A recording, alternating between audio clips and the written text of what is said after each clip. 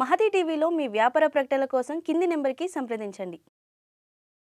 నమస్తే మేడం. నమస్తే మా మేడం, మాకు ప్రతిసారి వచ్చేసి టారో కార్డ్స్ ప్రకారం 12 రాసుల వరకు ఎలా ఉండబోతుంది ఆ మంత్ అని చెప్పేసి మాకు ప్రతి వీడియోలో చెప్తూనే ఉన్నారు. బట్ ఈసారి కూడా సెప్టెంబర్ మంత్ టారో కార్డ్స్ ప్రకారం ఫస్ట్ అయితే ఆ మంత్ ఎలా ఉండబోతుందో చెప్పండి.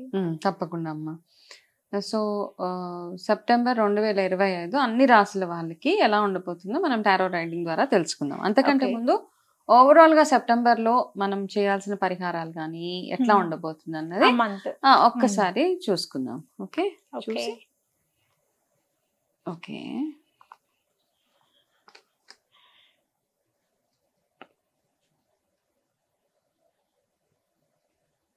ఓకే సో సెప్టెంబర్లో ఏంటంటే ఓవరాల్గా ఏంటంటే మనం అందరం కాస్త ఆరోగ్యం మీద ఒకటి ఫోకస్ ఎక్కువగా పెట్టుకోవాలి.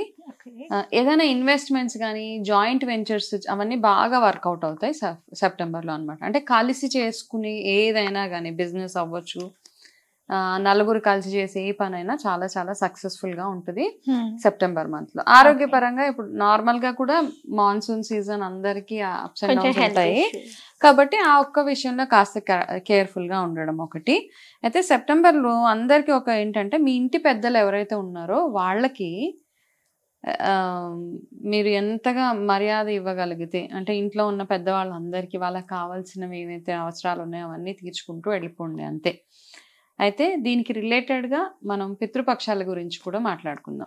కార్డ్స్ పరంగా కూడా మనకి అలాగే వచ్చింది. మీ ఇంట్లో ఉన్న పెద్దలందరూ ఏ రాశి వాళ్ళైనా కానీ మీ ఇంట్లో ఉన్న అమ్మమ్మలు, తాతలు, పేరెంట్స్ని ఓకే ఎలాగో పేరెంట్స్ ఉన్నారు, పేరెంట్స్ కాకుండా ఇంట్లో వేరే వేరే పెద్దవాళ్ళు ఉంటారు కదా, వయసు అయిపోయిన వాళ్ళందరికీ మీ వంతుగా మీరు ఏమేమి చేయగలుగుతారో అవన్నీ చేసేయండి. ఓకే, ఇది నెంబర్ 1. రెండోది పితృపక్షాలు మనకి మొదలవుతున్నాయి. సెప్టెంబర్ గ్రహణం అయిపోగానే మొదలవుతుంది కదా.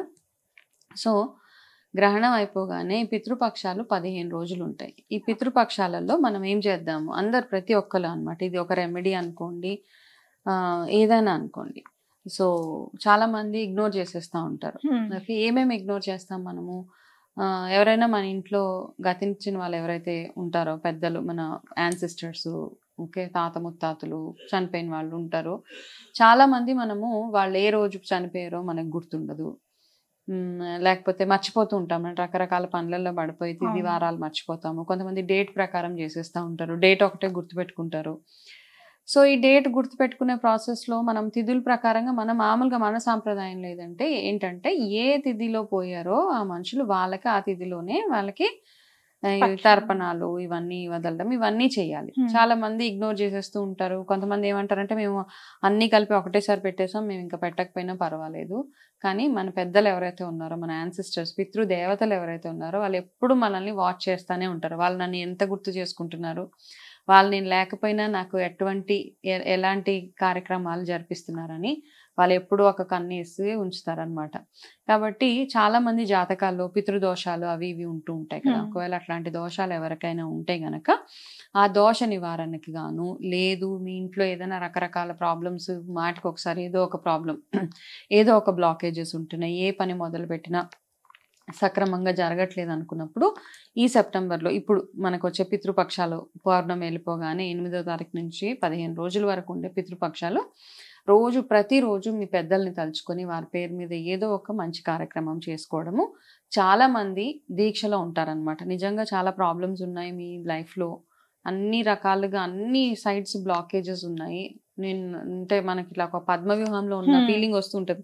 అట్లా ఉన్నవాళ్ళు మాత్రం ఖచ్చితంగా ఈ పితృపక్షాల్లో 15 రోజులు ఒక దీక్ష అంటే మామూలుగా మీ అమ్మవారి దీక్షలు అవన్నీ ఎట్లా చేస్తారు, అన్ని మాంసాహారం మానేసి, నవరాత్రులు మాంసాహారం మానేసి, నాన్ వెజ్ ఇదంతా తినకుండా, ఆల్కహాల్, స్మోకింగ్ ఇవన్నీ పక్కన బ్రహ్మచర్యం పాటిస్తూ ప్రతినిత్యం మీ పెద్దల్ని తలుచుకుంటూ వాళ్ళ పేరు మీద ఆ 15 రోజులు మీరు చేసుకోగలిగితే ఏదో ఒక రకంగా వాళ్ళకి దీపం పెట్టి వాళ్ళ పేరు మీద ఎవరికో ఒకరికి దానాలు అవి చేసుకోవడం, బ్రాహ్మణులకు మీకు వీలైతే ప్రతిరోజు ఆ 15 రోజులు ఎవరో ఒక బ్రాహ్మణుని పిలిచి వాళ్ళకి దానాలు అవి చేయడము, లేదు అంటే అమావాస్య రోజు చేయడం ఒకటి, లేదు అంటే మీ పెద్దలు ఎవరైతే మీ ఇంట్లో ఉన్నారో మీ తాతగారు, అమ్మమ్మ, నాయనమ్మ ఎవరో ఒకరు ఉంటారు కదా, వాళ్ళు ఏ రోజు ఏ తిథిలో అయితే పోయారో, ఫర్ ఎగ్జాంపుల్ ఏకాదశి రోజు ఏదో ఒక నెలలో ఒక ఏకాదశి రోజు మీ నాయనమ్మ గారు ఎవరో పోయారో, ఈ 15 రోజుల్లో వచ్చే ఏకాదశి రోజు ఆ రోజు వాళ్ళ పేరు మీద వాళ్ళకి తర్పణాలు అవి వదలడం, బియ్యం ఇవ్వడం అట్లా చేసుకోవచ్చు.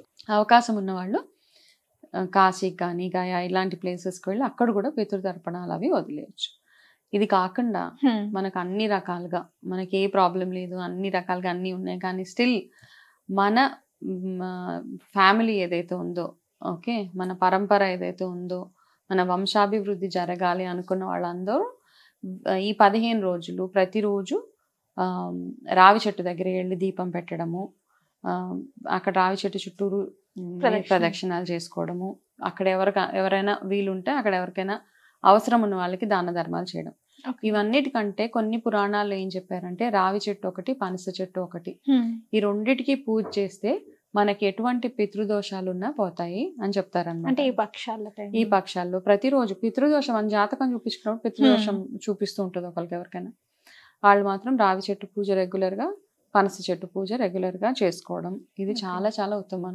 పనస చెట్టు దగ్గర కూర్చొని మీ పితృదేవతలు తలుచుకుంటే వాళ్ళు వింటారని చెప్తారు. కాబట్టి అవకాశం ఉన్న వాళ్ళు మీ ఇంట్లో ఒకవేళ పనస చెట్టు ఉన్నా, ఒకవేళ లేకపోయినా ఎక్కడో ఒక దగ్గర పనస చెట్టు ఉంటే అక్కడికి వెళ్ళి కాస్త నీళ్ళు అవి పోసి మీ పెద్దలు తలుచుకొని దండం పెట్టుకొని మీకున్న కష్టాలన్నీ అక్కడ చెప్పుకుంటే మనస్ఫూర్తిగా వాళ్ళు మిమ్మల్ని దీవించాలని, వాళ్ళు ఎక్కడున్నా మిమ్మల్ని చల్లగా కాపాడాలని దండం పెట్టుకొని వచ్చేయండి. రావి చెట్టు దగ్గర చేయొచ్చు, పనస చెట్టు దగ్గర కూడా చేయొచ్చు.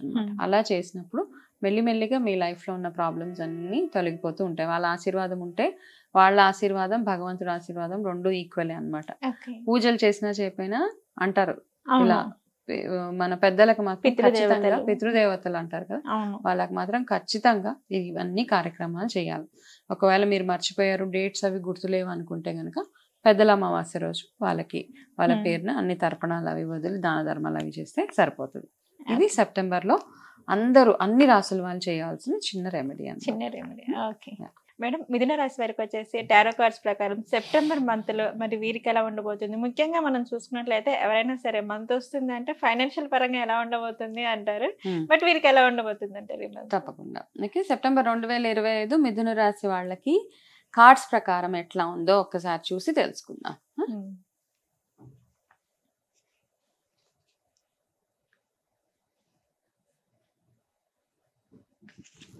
ఓకే,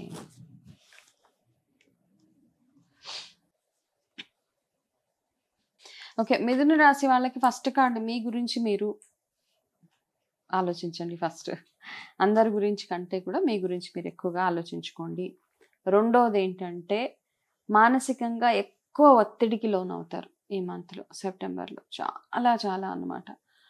అనవసరంగా అవసరం లేని వాటి గురించి కూడా ఎక్కువ ఆలోచించి ఒకలాంటి అంటే ఏమంటారంటే జీవితం మీద ఇంకా ఇంతే నా లైఫ్ అనిపిస్తూ ఉంటుంది, ఒక్కొక్కసారి విరక్తి లాగా అనిపిస్తూ ఉంటుంది. ఇది చాలా టెంపరీ ఫేజ్ మాత్రమే. ఓకే, ఎందుకంటే అదే కాకుండా ఈ కార్డ్స్ ప్రకారం ఏంటంటే మీ చుట్టూ ఉన్న వాళ్ళు కూడా మీ మైండ్ పాడు చేయడానికి, మీ మనసు పాడు చేయడానికి ట్రై చేస్తూ ఉంటారు. సో ఇక్కడ మీరు చేయాల్సిన ఒక పెద్దది విషయం ఏంటంటే అంటే వార్నింగ్ సైన్ ఏంటంటే ఫస్ట్ మీ జడ్జిమెంట్ మీ వరకే ఉంచుకోండి. మీ చుట్టూరు 10 మంది చేరి వాళ్ళ గురించి వీళ్ళ గురించి ఎన్ని చెప్పినా మీ జడ్జిమెంట్ మాత్రం మీకు ఉండాలి. ఒక మనిషి ఎట్లాంటి వాళ్ళు అన్నది మీకు తెలుసు, ఒక సిట్యువేషన్ ఎట్లా మారబోతుందండి మీకంటే ఎక్కువ ఎవరికి తెలియదు. ఎందుకంటే మీరు ఫేస్ చేసేది మీకే తెలుసు. మనం ఏం గో త్రూ అవుతున్నామో జీవితంలో అన్నది మనకు మాత్రమే తెలుసు. ఇప్పుడు నాకు ఈ రోజు ఎట్లా ఉంది నాకు తెలుసు, నా చుట్టూ ఉన్న వాళ్ళకి ఏం తెలియదు. కాకపోతే మనం ఎప్పుడైనా వాళ్ళతో షేర్ చేసుకుంటే వాళ్ళకి తోచిందంతా చెప్తూ ఉంటారు, వాళ్ళ ఎక్స్పీరియన్స్తో చెప్తారు, ఎక్స్పీరియన్స్ లేకుండా చెప్తారు, వాళ్ళకి నోటుకు వచ్చింది చెప్తూ ఉంటారు. కాబట్టి కొంచెం కేర్ఫుల్గా ఉండండి. మీ ప్రాబ్లమ్స్ని మీరు సాల్వ్ చేసుకోవడం ఇక్కడ చాలా చాలా అడ్వైజబుల్. సెప్టెంబర్లో అనవసరంగా ఎక్కువగా వాళ్ళతోటి వీళ్ళతోటి మీ లైఫ్లో ఉన్న ప్రాబ్లమ్స్ అన్నీ చెప్పొద్దు. అయితే ఇక్కడ ఒక మంచి కార్డ్ వచ్చింది. ఏంటంటే మీరు ఏవైతే అన్నిటికీ హోల్డ్ చేసుకుని ఉంటామో, నాకు ఇది కావాలి, డబ్బులు కావాలి, రిలేషన్స్ కావాలి అంటే అన్నిటికీ అటాచ్డ్ అయిపోయి ఉంటాం కదా, మీకు ఏది అవసరమో దానికి మాత్రమే అటాచ్డ్గా ఉండండి. అనవసరమైన వాటిని అన్నిటినీ తీసి పక్కన పెట్టండి. లేనిపోని అటాచ్మెంట్స్ అంటాం, అన్నెసెసరీ అటాచ్మెంట్స్, ఇవన్నిటికీ ఎంత దూరంగా ఉంటే మీకు సెప్టెంబర్ ఒకటే కాదు ఓవరాల్గా కూడా అంత బ్యూటిఫుల్గా ఉంటుంది. ఓకే, అండ్ అదేవిధంగా అక్కడ వరకు అవి నార్మల్గా మీరంటే ఇష్టపడే వాళ్ళు అంటే మీ పేరెంట్స్ అవ్వచ్చు, మీరు వైఫ్, చిల్డ్రన్ వీళ్ళందరూ అవ్వచ్చు, వాళ్ళందరి నుంచి మీకు బ్యూటిఫుల్ సపోర్ట్ సెప్టెంబర్లో ఉంటుంది అనమాట. ఫ్యామిలీ పరంగా, రిలేషన్షిప్స్ పరంగా చాలా బ్యూటిఫుల్ మంత్ మీకు. ఓకే. అండ్ చాలా రోజుల తర్వాత మీ ఫ్యామిలీలో ఒక మంచి పాజిటివ్ ఆరా కనపడుతుంది మీకు. సో సెప్టెంబర్లో మీరు ఎటన్నా మంచి పిలిగ్రిమేజెస్కి అవి వెళ్ళాలన్నా చక్కగా వెళ్ళండి. అండ్ మీకు favourable colour green colour for the month of September. స్టూడెంట్స్కి కూడా బాగుంది. సెప్టెంబర్లో మీ ఎగ్జామ్స్కి వాటికి ప్రాపర్గా ప్రిపేర్ అవ్వండి, చేసుకోండి, అంతా బాగుంటుంది. ఓకే. స్టూడెంట్స్కి కూడా ఏంటంటే మానసికంగా ఏదైనా ట్రబుల్స్ ఉంటే కనుక చిన్నపిల్లలు ఎవరైతే టీనేజర్స్ వాళ్ళు ఎవరైతే ఉన్నారో వెళ్ళి మీ పేరెంట్స్తో డిస్కస్ చేసి వాళ్ళ నుంచి మంచి అడ్వైజెస్ తీసుకుంటే సరిపోతుంది. అయితే మీరు చేయాల్సింది ఏంటంటే సెప్టెంబర్ నెల మొత్తము ప్రతి బుధవారం పెసలు నానబెట్టి దాంతో ఏదైనా ప్రసాదం చేసి వినాయకుడి గుడిలో ఇచ్చి దాని తర్వాత అందరికీ పంచడము ఇట్లాంటివి చేస్తే సరిపోతుంది. మీకు ఇంకా ఏదైనా చేయాలి అనిపిస్తే గనక గ్రీన్ కలర్ చీర కానీ గ్రీన్ కలర్ గాజులు ఇట్లాంటివన్నీ మీకు ఎవరికైనా ఆడవాళ్ళకి ఎవరికైనా ఇచ్చేసేయండి. ఓకే. ఇది ఒక్కటే మీకున్న రెమెడీ. ఫేవరబుల్ కలర్ చెప్పాను, రెమెడీ కూడా చెప్పాను. ఫ్యామిలీ పరంగా అంతా బాగుంది. ఆరోగ్యపరంగా కూడా చెప్పాను కదా, మెంటల్ డిస్టర్బెన్సెస్ తప్పించి మిగతా ఎటువంటి ప్రాబ్లమ్స్ లేవు మీకు. కాబట్టి చిన్న చిన్న గైడెన్సెస్ తీసుకొని కొంచెం జాగ్రత్తగా ఉంటే మిథున రాశి వాళ్ళకి ఈ నెల బ్యూటిఫుల్గానే ఉంటుంది. ఓకే. Okay ma'am. మిథున రాశి వారికి వచ్చేసి సెప్టెంబర్ మంత్ ఎటువంటి జాగ్రత్తలు తీసుకుంటే మంచిది అనే దాని గురించి అయితే చెప్పారు. నమస్కారం. నమస్తే అమ్మా.